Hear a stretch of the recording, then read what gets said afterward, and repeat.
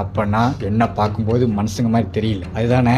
எது எப்படியோ உனக்கு வழி இல்லாத சாவனா தரண்டா.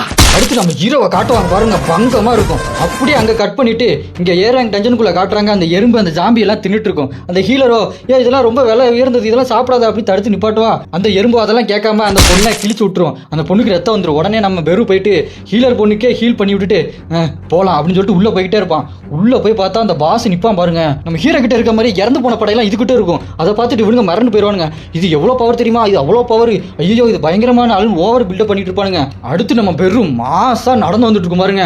அதை பார்த்துட்டு அந்த பாஸ் மிரண்டுருவான். அந்த பாஸை சொல்லும் பாருங்க, நீ சேடோ ஆர்மியா, மோனார்க்கோட சேடோ படை எங்களை எதுக்கு அட்டாக் பண்ண வருது அப்படின்னு கேட்க நம்ம பெருவோ, நாங்க மோனார்க்கால சூஸ் பண்ணப்பட்டவங்க, நீ சூஸ் பண்ண படல, அவ்வளவுதான் வித்தியாசம் அப்படின்னு சொல்ல, அவனும் இல்ல இது நடக்க வாய்ப்பே இல்லை, நான் மோனாருக்கு ரிப்போர்ட் பண்ணணும் இதை பத்தி அப்படின்னு சொல்ல, நம்ம பெருவோ சாக போற நீ ரொம்ப பேசுறிய அப்படின்னு பறந்து போய் அது வயிற்றுல கையை விட்டு அசால்ட்டா போட்டு தள்ளிடும். இவனுக்கு ஓவர் பில்டப் பண்ணதான் நம்ம பெரு அசால்ட்டா போட்டு தள்ளிடும். அத்தோட இந்த எபிசோட் முடியுது. பெருவை யாருக்கெல்லாம் பிடிக்குமோ கீழே பிளாக் ஹார்ட்டை கமெண்ட் பண்ணுங்க. தொடர்ந்து ஜின்வோட பங்கமான சம்பவத்தெல்லாம் நீங்க பார்க்கணும்னா இந்த சேனலை சப்ஸ்கிரைப் பண்ணிட்டு இந்த வீடியோக்கு லைக் நிறைய போட்டுருங்க. லைக்கை போட்டாதான் நான் அடுத்தடுத்து பங்கமா நிறைய சம்பவத்தை போடுவேன்.